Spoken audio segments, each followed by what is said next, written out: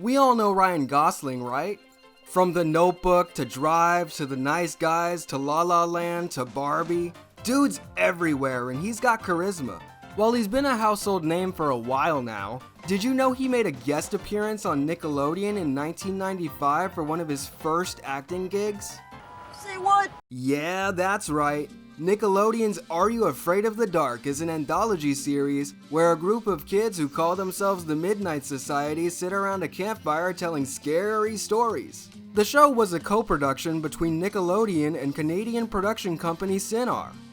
Being filmed in Montreal meant that much of the show's cast was made up of Canadian talent, thus gracing us with Ryan Gosling's presence. Season 5, Episode 3, titled The Tale of Station 109.1, premiered on November 4th, 1995 during Nickelodeon's Saturday Night block. As the episode starts, we join the Midnight Society as they are giving Stig his last chance at joining the group. He hands each person their own stereo and tells them to tune in to their favorite radio station all at once.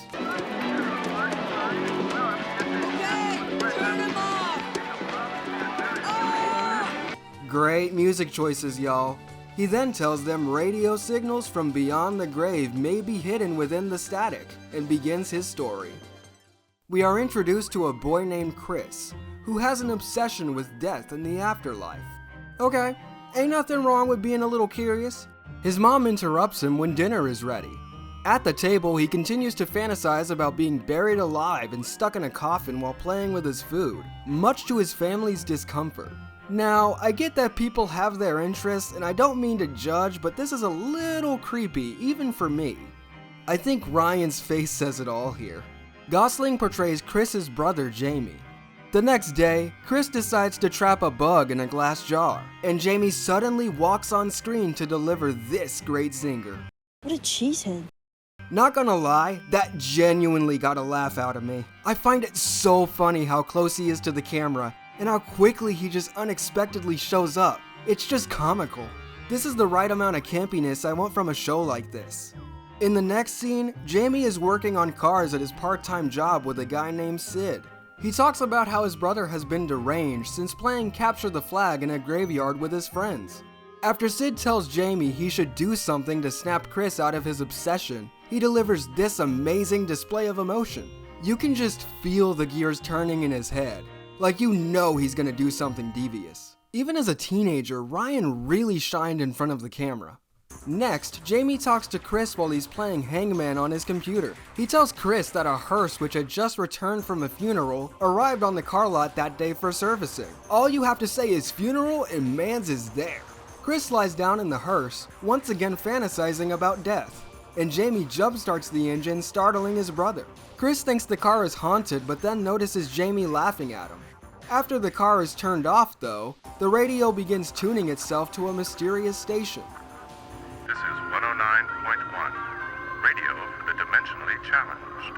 An unnerving voice comes over the air saying that people miss the chance to step over and need guidance, and asks the listener to follow their voice. Jamie keeps laughing at Chris until he is confronted by a strange old man, who asks Jamie if he knows the way home. Jamie, of course, shrugs off the old man and walks off, weirded out. The old man suddenly begins to fade away before we cut to the next scene. Now Chris is listening to station 109.1 in the kitchen, where the topic is Definite die. What's the next step? Jamie walks in to tune the radio so he can listen to Clark and Ryan's show. We then cut to Chris searching for information on the station, for which there is no station currently assigned. But he finds out where its last known entry is located. I don't know about y'all, but I don't have a good feeling about this. Run! After arriving at the location, an elderly woman too asks him, Do you know the way home? Chris is clearly left uneasy, and so am I. I mean, that slow walk she does is so eerie. Not to mention the other people around her. Nah, kid, you better get out of there quick. But why would he? He's too curious. Anyway, he dashes to the radio station's building. Inside, he finds people waiting to be called. One of the women goes up to a window and Chris follows her.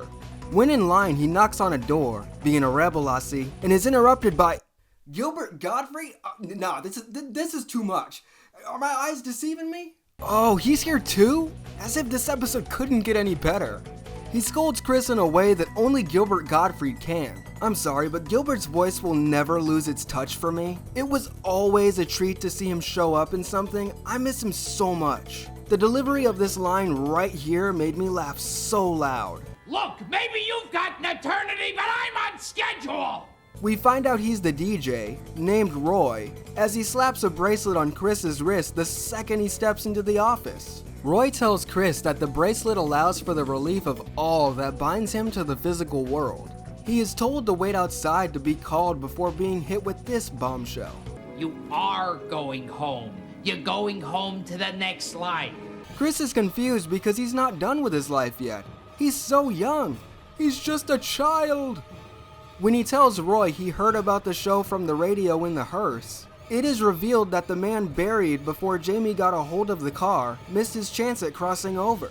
Carpenter, Daniel James, buried this afternoon. The two realize there's been a mistake and the DJ tells Chris he'll figure it out and asks him to step in the door when his number is called. Suddenly, an elderly man, terrified out of his mind, is guided to a door by two ghosts in black robes. According to Roy, that man led a bad life, which will lead to an even worse afterlife. Step outside, your turn is coming. Next, we see Chris frantically running home, and he talks to Jamie about his encounter at the radio station. Or at least he tries to. Something seems off, as Jamie is completely ignoring his brother while talking on the phone. And there's all this screaming coming from the other side. And Oh yeah, are you gonna listen to Clark and Ryan? It isn't long before Chris realizes he's invisible. Ooh! He's teleported back to the radio station and can't tear off his bracelet no matter how hard he tries. He catches Roy in action now that he has nowhere to run. Chris pleads with Roy that he has the wrong guy, but Roy is adamant that he never makes mistakes. Like, this can't be. When I was alive, I worked for the Department of Motor Vehicles! Okay, well, it's important not to make too many mistakes with that kind of job. Everybody makes mistakes at some point. You ain't special. You know, with all this talk about mistakes, you think they'd have measures in place to make sure this kind of stuff doesn't happen. I mean, yeah, you could make the argument that maybe this hasn't happened before, but doesn't it make sense to have precaution? At least I would think so. Like some kind of thorough screening before you toss them into the afterlife. Another number is called in the meantime, and yet another elderly man screams out saying the wrong person is in their possession. Roy leaves his office and Chris realizes it's time for Clark and Ryan's radio show. Chris contacts Jamie through the show's frequency to tell him he's trapped, and the station thinks he's some man named Daniel Carpenter who's being sent to the afterlife. Jamie isn't falling for what he thinks is a ruse at first, but then, boom. The actual Daniel Carpenter who's trying to cross over materializes out of thin air in front of Jamie. Can you take me there? Hey Siri, play Take Me There from the Rugrats movie soundtrack. That's my jam. Still not believing Mr. Carpenter, Jamie thinks the man is in on a joke with his brother until he fades away again in plain sight. Kid turns back around, whop! As he should, Jamie runs into the house. Nice Dutch angle, by the way. Good way to make a kid feel uneasy. Oh gosh, now the old man's in the house. Hiding in his brother's room, Jamie notices the address on the computer while Mr. Carpenter begs him not to run away because he and his brother need help. Okay, now that Jamie knows Chris definitely needs help, I feel a little at ease. Back at the radio station, Roy catches Chris sitting at his desk in the broadcasting room and begins yelling at him in fear of losing his job. Man, Chris ain't gonna listen to you, that boy is traumatized. Don't bother running, kid, there's nowhere to hide! While trying to find an escape route, his number is getting closer to being called, but Jamie and Mr. Carpenter barely make it to the station in time, just as Chris is being escorted by the robed ghosts. stop! As Chris and the ghosts are approaching the door to the afterlife, Jamie objects by telling Roy that he has his brother. Unconvinced, Roy has Chris tossed into the light as the door closes. The room starts shaking and Roy exclaims that this has never happened before. With the amount of people who approach the afterlife every day, I find it hard to believe this is the absolute first time you've messed up. Boy, ain't no way, boy. Boy, ain't no way, boy. The real Mr. Carpenter reveals himself to Roy, who doesn't believe him. When asked for proof, the room shakes again and Chris returns from the afterlife after being rejected for not being dead.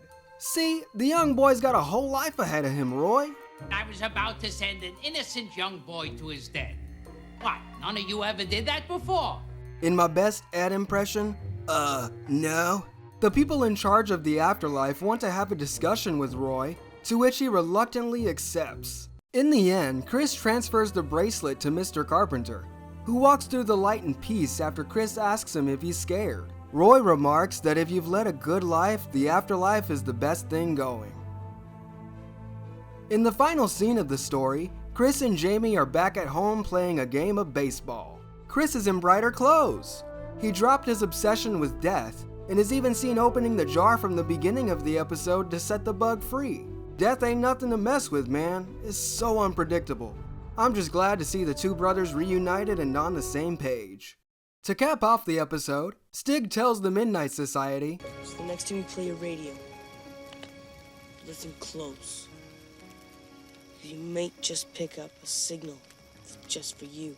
He also remarks that if he's not let in this time, nobody was clearly listening. The group comes up with a unanimous decision to let Stig join.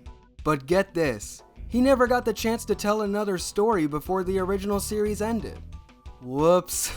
My question is though, how on earth did the last story he told, The Tale of the Dead Man's Float, not get him in? That episode scared the crap out of me as a kid. It is what it is, I digress. The Tale of Station 109.1 is another fun piece of horror for kids and families to watch around Halloween. This episode marks Ryan Gosling's first role outside of the all-new Mickey Mouse Club, and I say he knocked it out of the park. Even though he didn't necessarily play a big role in this episode when compared to the others, he already displayed quite a bit of quirkiness and charisma in front of the camera and really showed his potential. Gilbert Gottfried just turned this episode up to 11, and he was the perfect choice for the DJ. His iconic vocal delivery really sold the fact that Roy and the people associated with the radio station were a little off and creepy. Chris's actor Zachary Carlin also shined here. I could really feel his fear and anxiety heightened throughout the episode, which kept me invested, something you really want horror to do. It's not too scary, of course, but scary enough. If you're looking for something to watch during the Halloween season, or just need something to satisfy your horror itch, I'd recommend this for sure. You can find the episode here on YouTube or stream it on Paramount+.